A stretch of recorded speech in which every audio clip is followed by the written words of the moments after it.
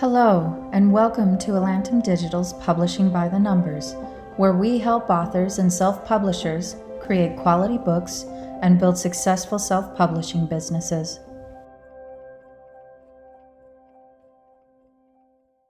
Hi guys, welcome to the show. It is podcast number 3. This week we're going to be talking about the fact that just a few short weeks ago, we were Authorpreneur World, and suddenly we are now not. Now we are publishing by the numbers. And of course, there are questions as to exactly what happened there. And we thought, well, we could go ahead and, write you up a cute little thing that explained it, or we could talk about it. And since we are a podcast, it is a lot more fun to talk about it than it is to write something up. So the name of our podcast is Publishing by the Numbers, and welcome. Big welcome to my two co-hosts, Virginia Anderson. Hi, Virginie. Hi. And CJ Anaya. Yep. Hello. Hi, ladies. Good to be talking again this week. So let's take it on. So just a little bit ago, we were Authorpreneur World. Why, besides the fact that Authorpreneur is a hard word to say, did we go and change to Publishing by the Numbers? Virginia, you want to kick us off since you have the history and you did the research? So Authorpreneur obviously is the contraction of author and entrepreneur, and it has been used a fair bit, but we thought that's catchy, although a little bit difficult to read, to say. That's why I never say that. I always leave that to Jenna, to let her to say it. As you know, I'm a collector, right? And I also like to, amongst different things, books, degrees, shoes, I also like to collect domain names. So this is a passion of mine, to go on the weekends, think about some cute names or funny names, domain names, and I go to buy them. So Authorpreneur World has been a domain that we purchased quite a while back, and we thought, hey, let's use this for our podcast. And this is why this industry, this community is so great. One of our listeners reached out to me and said, hey, guys, congratulations on the launch. Great job, everything. Do you know this issue with the word entrepreneur and the word any variation that comes with preneur, or any variation of that word, and the ongoing saga around the trademark registered by the company called Authorpreneur Media Inc. And I was like, this is a little bit of this is intriguing, because the word, there's a lot of rules around trademark law.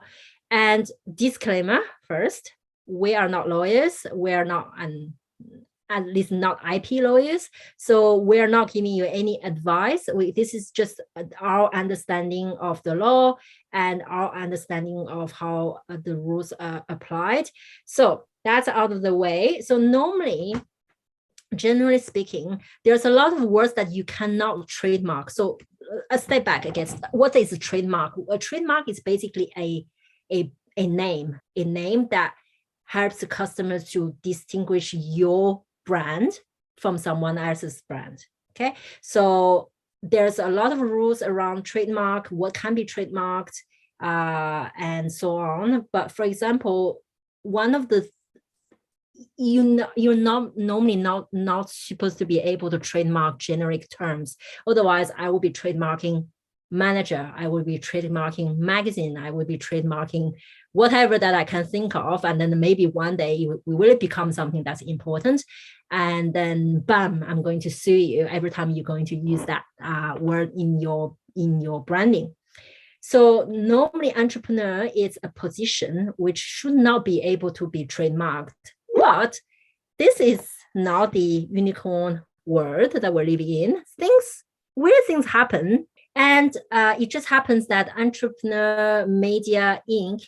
has managed to trademark the word entrepreneur and all the variation that comes with it. So preneurs or authorpreneurs, or, you can't use the preneur or entrepreneur.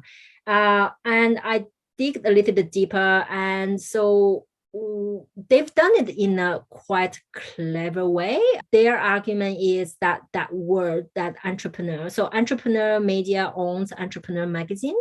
So their argument is that the word entrepreneur has acquired a distinct feel. So it's like Apple. Normally you cannot trademark Apple, but now when you think about Apple, you think about the computer company, right? So, and their argument is the same for the word entrepreneur. So the idea is if you use entrepreneur, consumer will think that you're making reference to the magazine Entrepreneur. So somehow they managed to trademark that. It's really flawed that the USPTO, which is the United States Patent and Trademark Office, allowed that trademark, but that's another conversation for another day.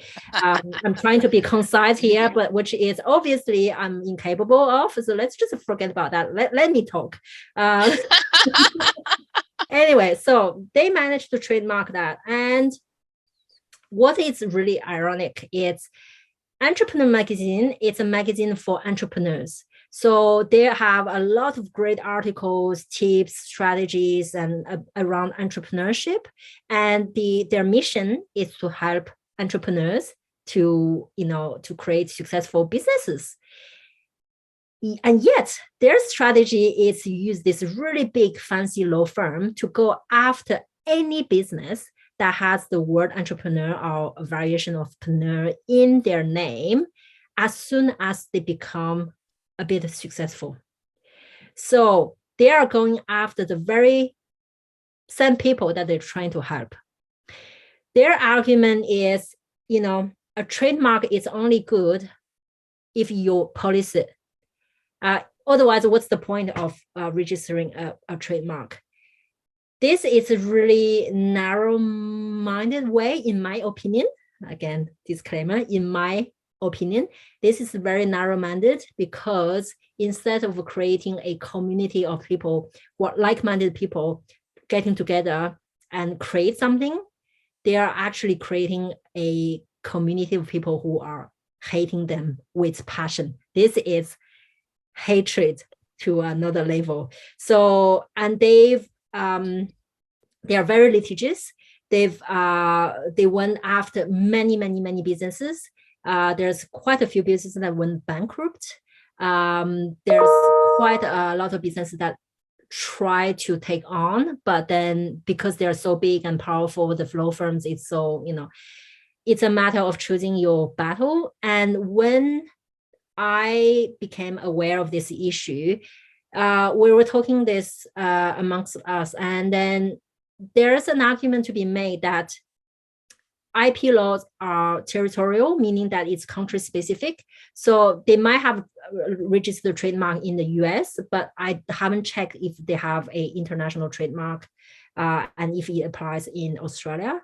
There is an argument that can be made to say, Elantum Digital is incorporated in Australia, and the podcast and the YouTube have been broadcasted via the Australian branch of those companies. I don't know enough about IP laws to say maybe I have a case, but what I do know enough after being married for 10 years is that you do choose your battles, because we're very much at the beginning. So we've just decided that let's just do the introduction session, which we have done, and it will be uploaded. It should have been uploaded, and you can go and watch it again. But that's the whole story of what happened. And I think it's really important. We could have, like Jenna said, we could have just posted a note saying, hey, we've changed the name without really giving you any explanation. But we thought it's really a story to share with you and to illustrate the importance of trademark and check your names. And those are not things that are only apply to big businesses.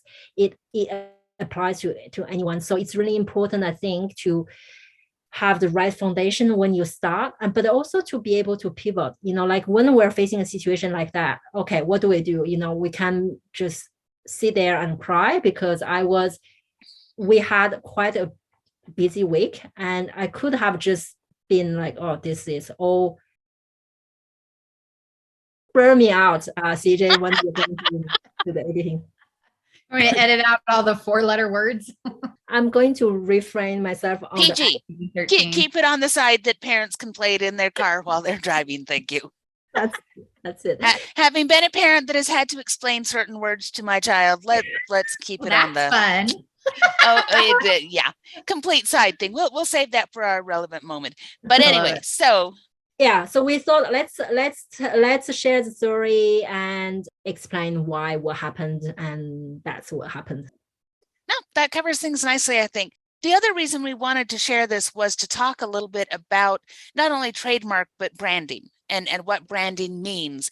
Because for a lot of authors and self-publishers, if you're looking at this as a career, and whether it's a career or a hobby or whatever, that's all great. But when you're looking at it as a career, understanding your brand is really, really important. So we thought that, we'd talk a little bit about what the things that we had changed because of this trademark issue, which would then let us talk a little bit about branding. And one of the branding things that we did is you can see that our lovely backgrounds went from a dark background where we were kind of in, our logo was behind all of our heads and bodies and that kind of thing. And that was another something Virginia looked at and went, no, we're hiding the logo and it's too dark, which I totally agree with. We all looked very ghostly, and I'm kind of digging the whole bright thing. And I like that it's much more creative. That whole paint splash thing does it for me. Okay, this is a little bit abstract, but it is supposed to represent ink splash on a piece of paper. I see that. I love it. I love it. The digital ink thing. See, everybody look. Whee! I'll link clear over. Okay. So that was also part of our rebranding, was to kind of embrace this idea that if we're rebranding, let's get new backgrounds that are a little bit brighter, that really hit our target market better.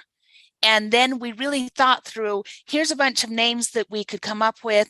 And with all of our names, we wanted to pull in the representation of what the podcast was. So we wanted it to be something about publishing or something about books or something about authors, because we wanted you guys to know as soon as you looked it up, hey, this is the kind of podcast that I want to be involved with because it's what I'm interested in. So that is a big part of branding. So, all right, CJ, you haven't said enough. So what else comes into branding, especially when you start branding yourself as an author, as a pen name? What kind of things have you had to do, and what kind of branding do you think is important? I've really had to pay attention to, and I'm glad we're talking about this, because if we didn't have our branding right, it would be really awkward to discuss branding for a series with authors and how to cover that specifically, or branding for a publishing company and how to cover that specifically. So everybody needs to decide, whether as an individual or as, a company or with your pen name, do you have a specific logo that you use? Do you have specific themes that you're working with your cover designer for a series, so that everybody knows that those specific books are in that series? Branding really is everything. And the right type of branding is very essential. So we went with lighter colors. A lot of romance authors will go with more fun, bright colors. Horror authors are going to go for those darker, red, black. I'm just riffing here at this point, but what I've seen from horror authors, because I'm not the authority on that one, the branding is important, but it's also genre specific, and so as an author, you need to pay attention to that. As a self-publisher, you got to pay attention to that too. So it's important for us to get it right, so that then we can speak on it and teach you guys all about it as well. I think this is a great segue to branding, because we think maybe as authors, what branding can we do? Like we have our name or maybe our pen name, and that's it. There's no branding to be done, and you cannot be any more wrong. So from the very time, when you start thinking about writing your book cover, it needs to be branded. So you can see the really experienced authors, when they have a book series, you can really see the branding for the entire series. There's a really cohesion, there's a consistency, there's a continuity in their book cover. You can see from the font. And it's not just what you think is pretty. That's not branding. Branding is to create a number of representation of your brand that can resonate with your target audience. So if you're writing in romance and you make a cover that's really dark and really, I don't know, scary, this is your branding is all wrong. Same with your manuscript, with the font you use, with the pen name you choose, with the book description that you do, with your cover again, with the kind of engagement that you're going to run with your customer. Those are all part of the branding, and it doesn't stand on its own. It's really in connection with your target audience. So whenever we advise our clients on developing a brand, author brand, we need to touch on all those points that I just mentioned. It's not just, oh, I think pink is pretty, I think blue is pretty. This is really, what you think is pretty is really irrelevant. It's really what your customers want, what are their expectations, and you bringing that to them. I'm going to use an example of that, which is kind of fun because we like examples. We like telling stories. So I love going to Disney World. This is a thing that our family has done ever since my husband and I went there for our honeymoon. And so we've been. Oh my God, you went to Disneyland for honeymoon? Oh it was awesome. It is the best place to honeymoon. I did too. Why is it Virginia's sitting here going, now for me to bring the class? I did. What's wrong with it? No, it was beautiful. On my forehead. it was such a great place to honeymoon, and we had a great time. There's amazing food there, and there were activities to do, and we just had a really great time. So we've been more than 10 times. Sometimes just my husband and I, and sometimes with my daughter. And people will ask us, family all the time will go, why are you going back to the same place? Haven't you done all of the things? Don't you know what's going to happen? And that's exactly the point, is that we go back to Disney because we know what to expect. We know that when we go to Disney, everybody there is going to do their very, very best to make me happy. Now, the reason they want me to be happy is that happy people spend money, and they totally understand this. They have it down to a fine science, but it works. If you make me happy and you do all these little things, I'm much more likely to open up my wallet. It's just a thing. And I'm okay with that because you have made me happy. You have done all of these things I wanted you to do, and therefore I'm going to pay you for it. So the other thing is, when we go, there are certain expectations that we have. There are certain things that will always be the same about going to a Disney park. But every single time we go, they have also changed and added stuff, all still within their brand, but always something new. There might be a new ride, there's a new resort, there's a new restaurant, there's a whatever, and it always fits within their brand. And Disney's brand is magic, family, fun. Those are the 3 words. They did this on a podcast a while ago where they talked about, those are the 3 words that everything they do at the Disney parks and with most of the Disney properties under the actual Disney name are supposed to appeal to those things. And so they do that for me, where I'm going, and yes, we're going to be able to ride our very favorite. We're going to be able to go on Space Mountain every time. Doesn't matter that I've been on it a million times. I love it, all the big hearty things. But then this time we're sitting there staring at the new Tron ride, and they were doing test loops of it. And it's this great new roller coaster, and I can't tell you how badly we wanted to go on it, but it wasn't quite ready yet. So they were just showing us, here's this thing that is coming. Do you know how quickly we're going back? As soon as we can, we're going back because we want to ride the new roller coaster as well as our classic favorites. And branding is about that when people think Stephen King, if you have a book written by Stephen King, you know what you're going to get. It is some stripe of horror. It might be science fiction horror, it might be fantasy horror, or straight up horror, but you know what you're going to get. You know the style you're going to get. You know these are mostly going to be fairly dark. They're not going to be necessarily humorous horror. And because of that expectation, you either say, yes, this is something I embrace and I want every book he's ever written, or you say, no, Pet Sematary scared the crap out of me and it's never, ever happening again. Or you dabble, because he's got this brand and we recognize that, but he keeps releasing new things so that people keep coming back to his brand to read the things they already love and then to get the next book. And we always want our authors doing that same thing, to say, this is what my brand is, and people can come back for what's familiar and then get more. And I think that leads into the importance of making sure your content is consistent. And this comes up with, again, how gory is it? How violent is it? How much sex is there? Is the sex on a page? What is the language like? Because there are people who are very sensitive and say, yep, if there's F-bombs in there, then this is not happening. Just like we were talking about with PG-13, there are some people that's not what they're going to read. So it's understanding your target audience and then saying my brand appeals to them in this way. And if there's other audiences that want something that isn't part of my brand, they're not my target audience, because we can't be all things to all people. That's bad branding. So I do want to say that, we know that some of you guys may be listening to this. All what you want to do is just write your passion project, one book, and that's it. And you have no intention of selling your books or things like that. And that's okay. But this is really for people who are looking this as a make a living out of it. And remember that, one, you can never please everyone. It's impossible. When you try to please everyone, you end up by pleasing no one.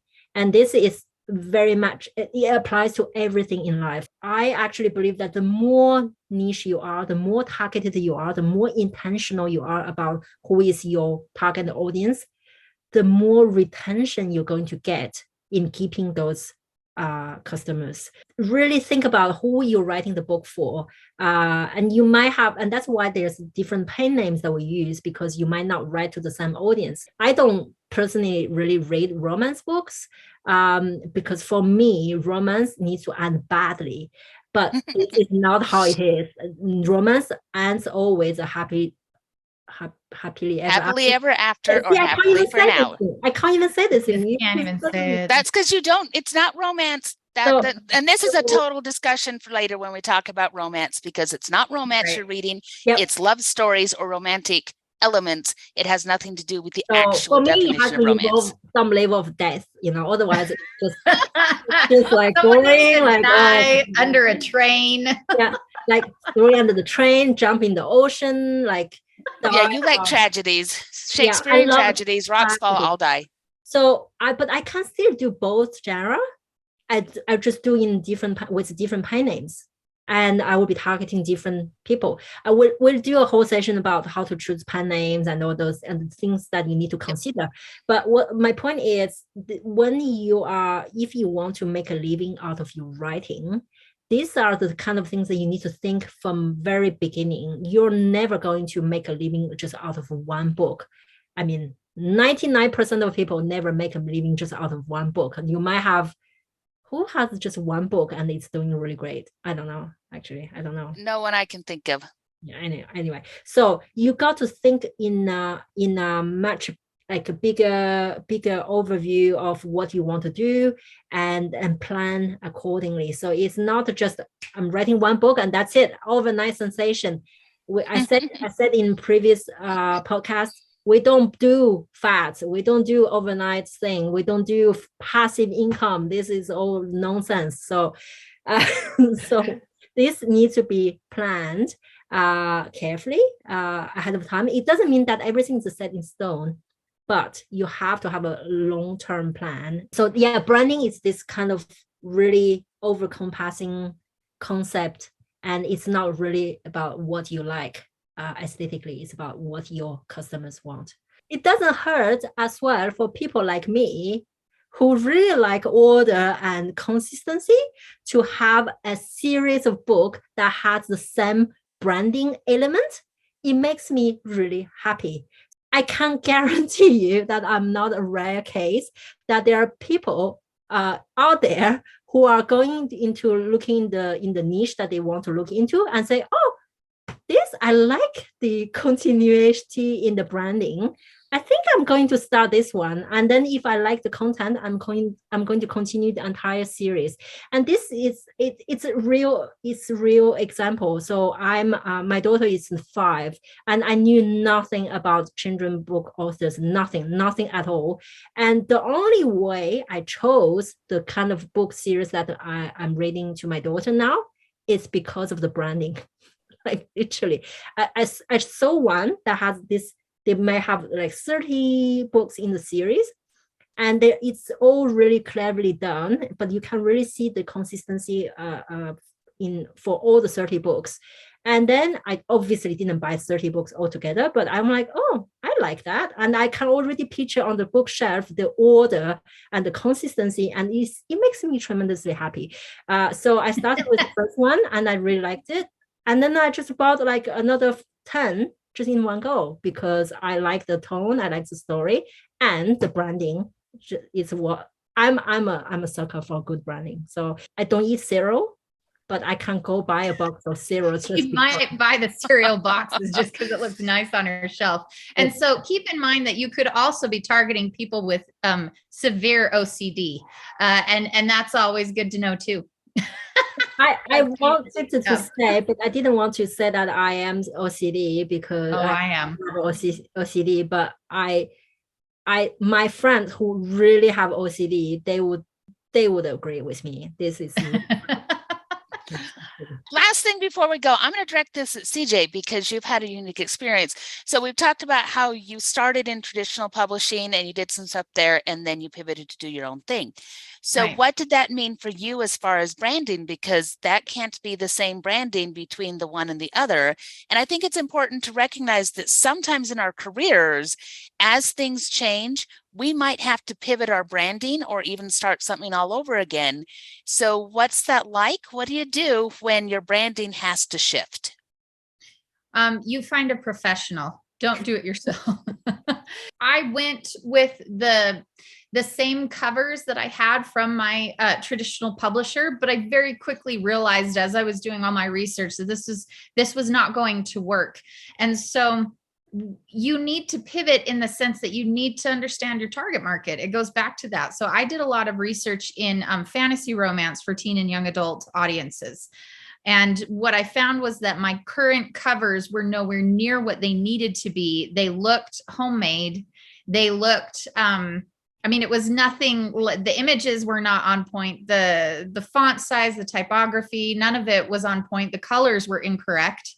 And so I went to find myself a professional teen and young adult fantasy romance cover designer. And I did that by actually looking at all of the copyright pages of other published authors because Brilliant. They'll put the links of the cover designers that they've used on that copyright page. Mm-hmm. And sometimes they'll even add like the illustrator in the whoever did the artwork. So I would go do that. And I made a list of all of these really fabulous cover designers. And so I was able to narrow things down and find the right individual to work on the covers for my 2 series, The Healer and Paranormal Misfits. So that was pretty great. Now, when you consider branding and then rebranding, I just barely started to rebrand Paranormal Misfits, even though I had already rebranded it a couple of years ago, but the designs shifted. The expectations of the covers within that niche market had shifted over the years. And so I was paying attention to that as time was going on. And I thought to myself, no, I got to fix this. And so I went back, I found a different cover designer, loved my first one, but I wanted to go with someone else, and especially someone who could take all of these different examples of my competitors' covers and go, okay, this is what it's supposed to look like. Let's rebrand. Let's redo all of Paranormal Misfits and see where we go from there. So you have to be able to pay attention to the market, pay attention to the expectations of the market you're in, and you need to be willing to make those shifts, because I do love my first covers, but they were just loves of my heart. They were not good marketing tools. So please be aware that anything you love doesn't necessarily make it a good ad. Okay. It needs to advertise to the right people. So pay attention to that. And that's really important, that your big brand may not change very often because you're still under the same pen name, you're writing to the same market, all of that kind of thing. But the smaller elements within your brand may need to continually be upgraded in order to keep up with your market. And that's important. We really, there used to be a time that, you got covers put on books and that was going to stay that way for 30 years.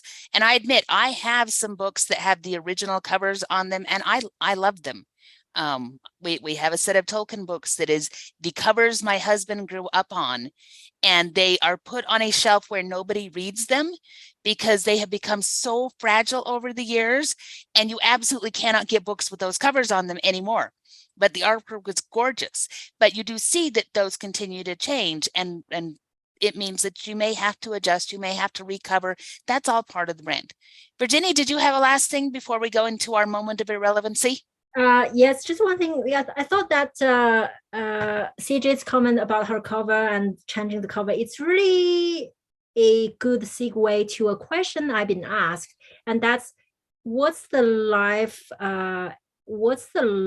expectancy of a book? How long can you sell a book? And the answer is forever. And the fact that you can rebrand all your backlist, your back catalog, all the books that you've done before. This is a great marketing tool because you do have to change from time to time because your readers' taste might change. You know, it's just like an interior design. Maybe in the 80s, brown is great, but I hate this color, by the way. Brown it shouldn't be the color. Anyway, and then you know, like all the high waist jeans, it was great in the 80s or 90s. I don't know. Don't quote me on the period, but and then they've come back, and I'm currently wearing them. They're a thing because they hold my stomach in. Dang it! I just had chocolate cake. So taste might change, and that's a really great opportunity to actually have a inventory of what you have and see how you can do some cosmetic makeover, and then put this book back up, and then you might actually see a rebirth of your book. So this is another reason why books are so great. Dean Wesley Smith, and I'll find the blog that he said this in and put it in the show notes. He said, books are not bananas. They don't go to rot. They are not only good when they first go out on the shelf, which is very much a traditional position that you push launches really hard, because that's when books are most valuable. And we talk about the value of launches, but books are not bananas. Just because you've launched it once doesn't mean that you can't continue to market and to brand and to bring those back. And publishing is cyclical. So things that were popular before, they're going to be popular again. You just have to keep on top of that. So we're going to close things up with our moment of absolute irrelevancy. And Virginia, you started last time. So CJ, what is something that is absolutely and utterly irrelevant that you would like to share with everybody?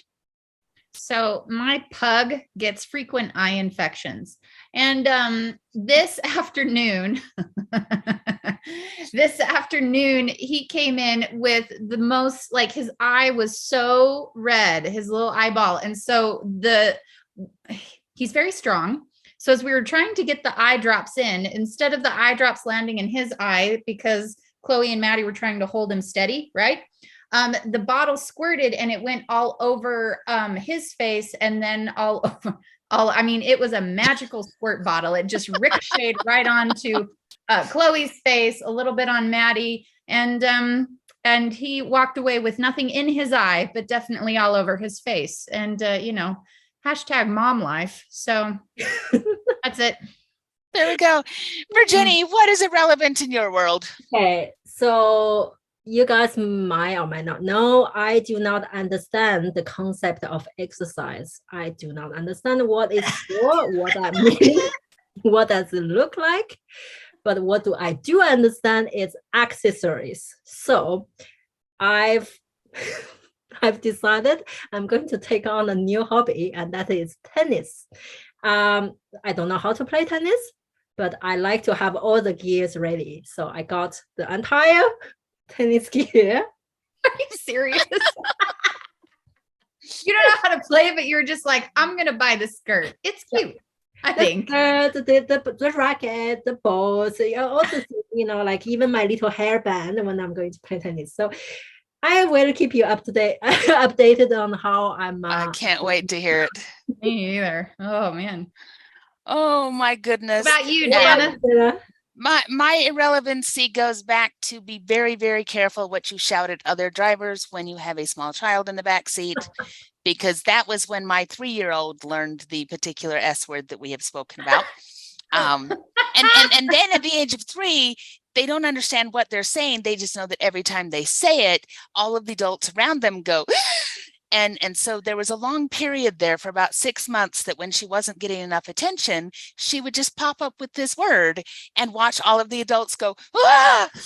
So anyway, be very hyper aware of the kinds of things that you say when you are in the car and you think that you are not being observed, because they are always listening. I'm Janet Brown on behalf of Virginia and CJ. Thank you so much for coming. You can find the show and the show notes at www.elantumdigital.com and follow the podcast on YouTube or your favorite podcast distributor. If you enjoyed the show, please subscribe and leave us a review. We love having you come over. Thanks for coming, guys. See you later. Bye. Bye-bye.